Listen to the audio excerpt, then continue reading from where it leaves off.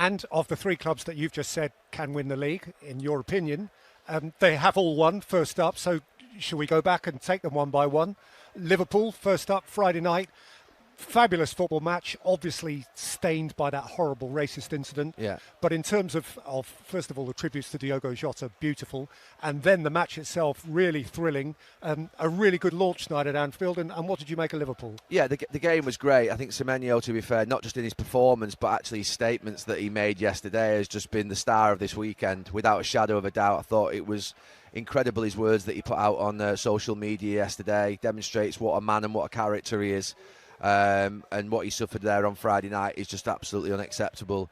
And that's the first thing to say. But it was an outstanding game, marred by that incident. You know, the thrill of the game in terms of how Liverpool play, how Bournemouth then came back into it, and then Liverpool obviously scored the late goals.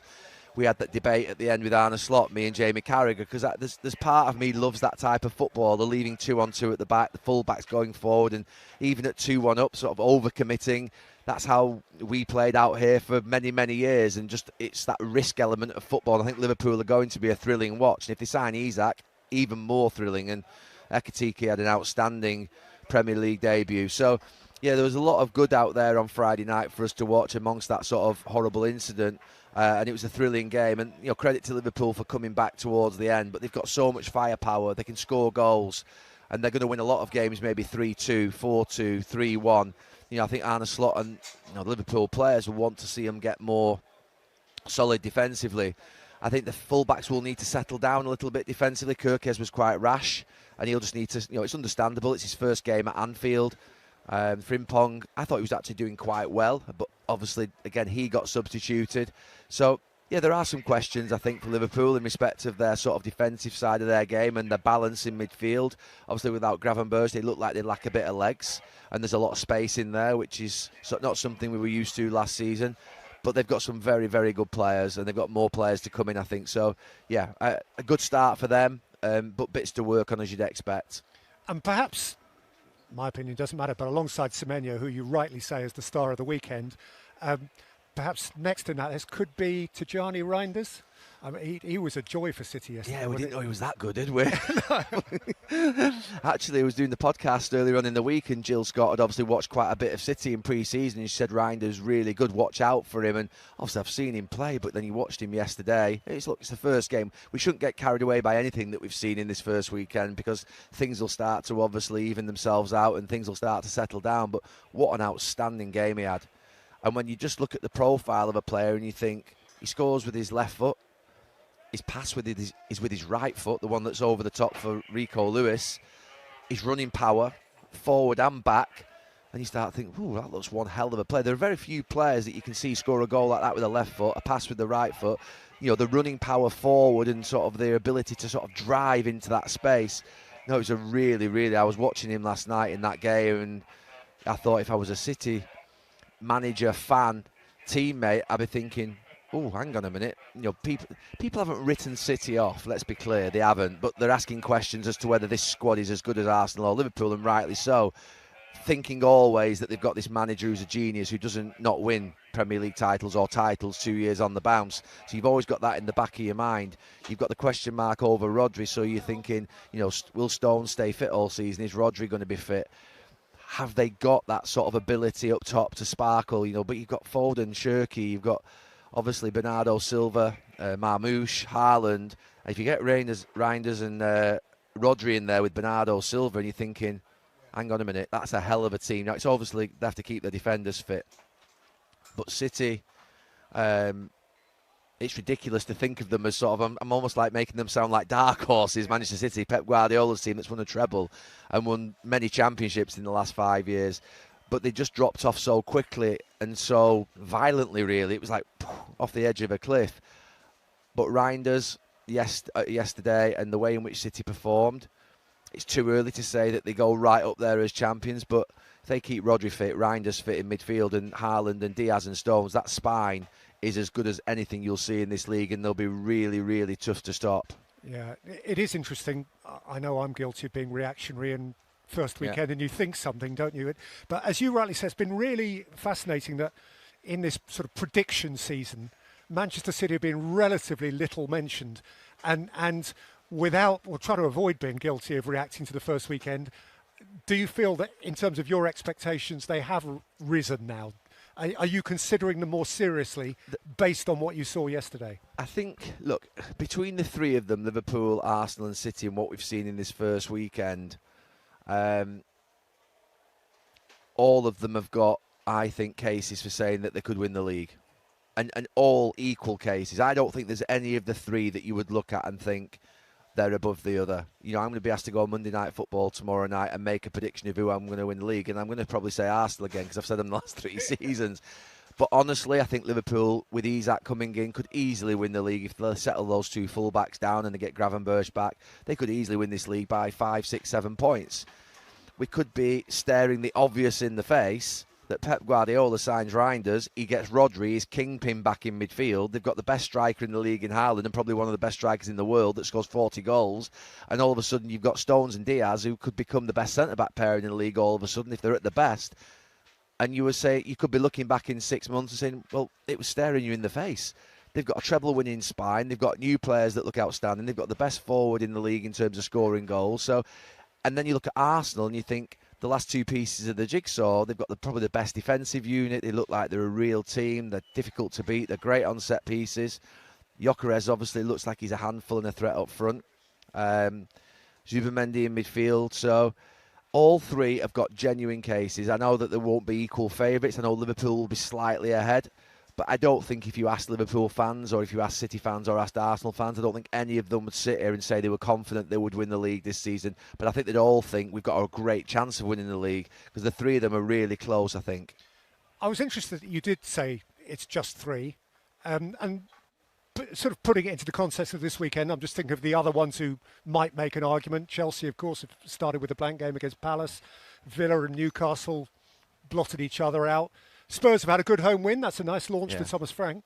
Yeah, I'm not being dismissive of the other teams in terms of saying that they're poor teams or nowhere near good enough. They just haven't got that. They haven't got that experience, that maturity, that title-winning feeling about them yet. Those teams that you've just mentioned, Aston Villa and Newcastle, are not going to win the league. I think you're specifically mainly referring to Chelsea. Maybe they've won the World Club Championship. They finished obviously in Champions League spaces last season. But when I look at Chelsea, they've got obviously a lot of very good young players. But you're not looking at João Pedro and Delap in the same light as you're looking at sort of Arsenal's front players or Liverpool's front players or City's. You're just not. They're good players and I think they'll have a good season, Chelsea. But no, I'm not looking at them and thinking that there is that sort of spine of a title-winning team there yet. It's not ready. It's not right. I'm going to sneeze. Bless you. Bless me. So yeah, that's just not been, and that's not just because of today. I think we'd have said exactly the same before this game. They've drawn against a very good team today in Crystal Palace. So for me, yeah, I think that top 3 are going to be fighting it out till probably, one of them may drop away a few weeks before the end, but I don't know which one it would be. But I think those 3 are going to be the ones that are going to be going for it. Okay, let's just finish with probably, if you're a neutral looking down, what must have been the happiest place in England yesterday would be Sunderland. Yeah. Well, I mean, what a sensational start. Yeah. And you know, of course, and I do too, having watched football there, it is a great place when it's bouncing. Yeah. And seeing the pictures of it yesterday, it was bouncing. Yeah, I mean, what a day. What a day. And you saw those faces in the crowd when the goals were going in, and it's an amazing sort of situation when you see clubs come up. You referred to, obviously, a game earlier today about Brentford against, I think, Arsenal a few seasons ago, and it was magnificent that night. And, you wish you'd have been at Sunderland yesterday, just experiencing, they've missed out for so many years, such a great football club. But the more importantly, I think obviously we've talked a lot about, and I'm worried about it actually, about the 3 from the Championship coming up and then going straight back down. I am worried about that situation. But actually, when I saw Sunderland yesterday, there was a lot of things that I liked. The physicality in the air with the headed goals. I think the fact that they had players that looked like they were really sort of powerful and strong, could make runs in behind, they were really direct. And I think we've seen some teams come up from the Championship and they've tried to play these 1,000 passes from the back, and I lose the will to live. I'm sorry. You're taking on Manchester United, Liverpool, Chelsea, Tottenham, Villa, Arsenal, Liverpool, all these great sides, and you're passing out from the back and you've got Championship centre-halves. And I know you've done it in the Championship maybe, and it looks great. And I know there's reasons why teams do that now. One is because the coach wants to play the way in which will get that coach promoted. I think managers, owners want to play a progressive style of football.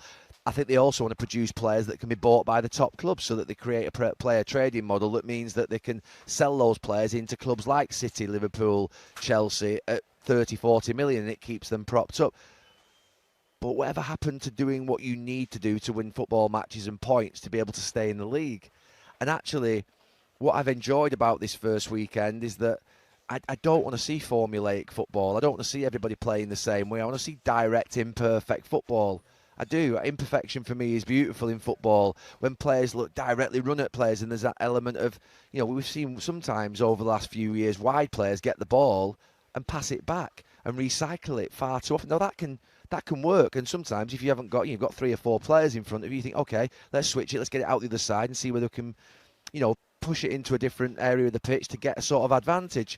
But I want to see wide players with thrill and risk and players running forward and committing and over-committing in the box. That's why I wasn't overly critical of Liverpool the other night when they had that counter-attack goal against them. They had 7 players in the box. They could have gone 3-1 up and won the game in that moment. Obviously, they risked losing the game in doing it, but that's what I want to see. So for me, Sunderland yesterday demonstrated a lot of the qualities that I think can keep you in this league, because if you're playing for Liverpool, City and Arsenal, the 3 best teams in the league, and Sunderland come and try and play football against you and pass it around the pitch, you're really happy, because I've been there. I'm really happy if they try and take us on at football, because I know we're going to win that game. But if they try and basically be direct against us, beat us up, be aggressive, running behind us, be a threat. Some of the toughest games I had in Premier League football were not in the biggest matches. It was at grounds like Stoke, Wimbledon, Crystal Palace, West Brom, and there's many others, Southampton at the Dell, when I got beat there 5-3 or 5-2 one year or whatever it was, 6-3 one year, 3-1 the next, because you had players that basically had quality, but they also were really a massive physical threat. So set pieces were a real pressure in certain grounds. You played Wimbledon away, you're thinking, stick your helmets on type stuff. So I want to see this league not be 20 teams all trying to play beautiful football. And I thought Sunderland epitomised that yesterday in terms of spirit, energy, direct play, crosses and great headers from goals. I was really happy with it. I mean, we've not talked about the set piece that's won this game here today. And obviously I think that, I actually thought Bayandira, I mean, you can never say a goalkeeper's had a good game when they've made a mistake like that, because I think any defender that gives a goal away, you've given up your credit of having a good game. I've never bought into this idea that a goalkeeper gives a goal away and then they make a save 10 minutes later and they say he's made up for it. He never thinks that.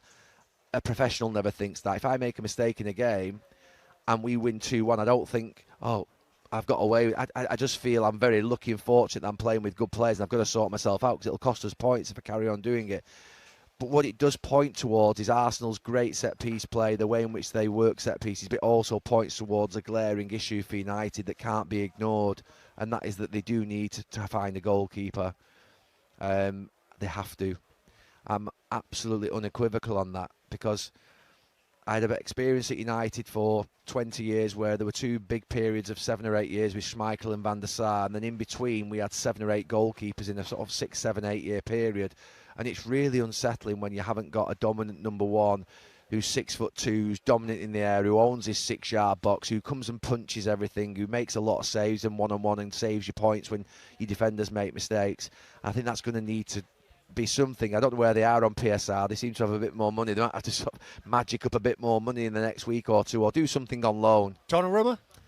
Look, the 2 that you look at that are that were mentioned in the last few weeks is Martinez and Donnarumma, and the reason I say that those two would be good goalkeepers for Manchester United is not necessarily because I think they're the best goalkeepers in Europe or that they're amazing.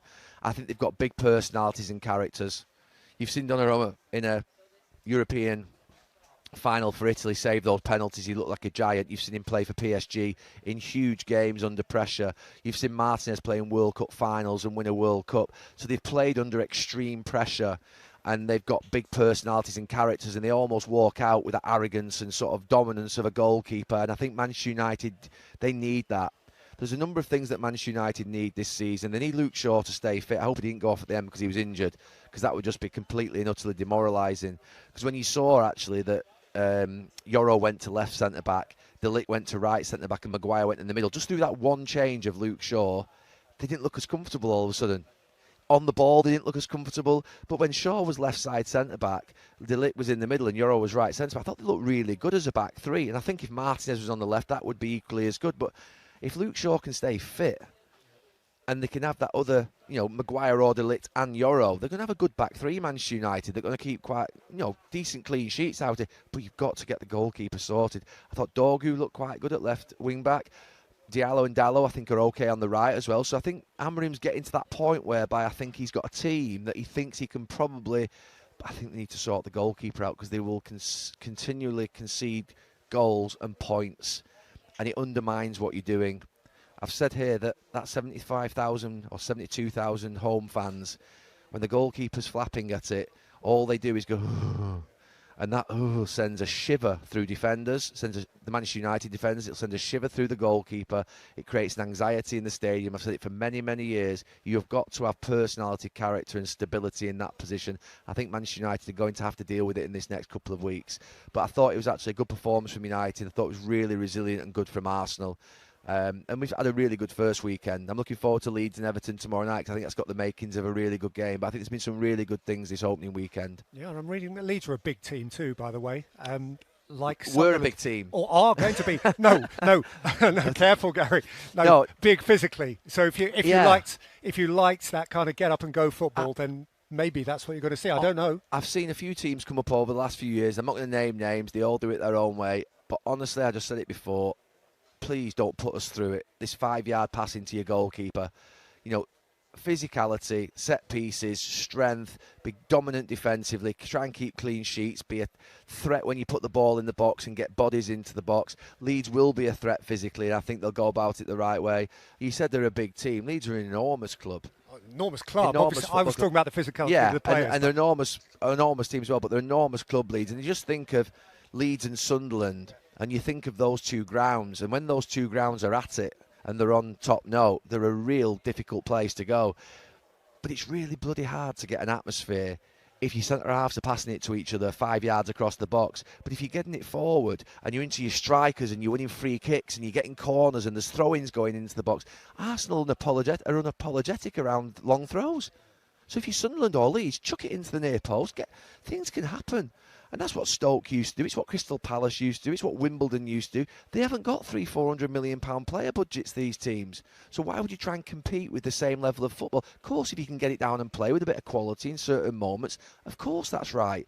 But and I'm not advocating going back to 4-4-2 and long ball here, but I just think these teams that are coming up, they've got to be a bit more pragmatic, I think. And let's see what Leeds do tomorrow night against Everton. It should be a good game.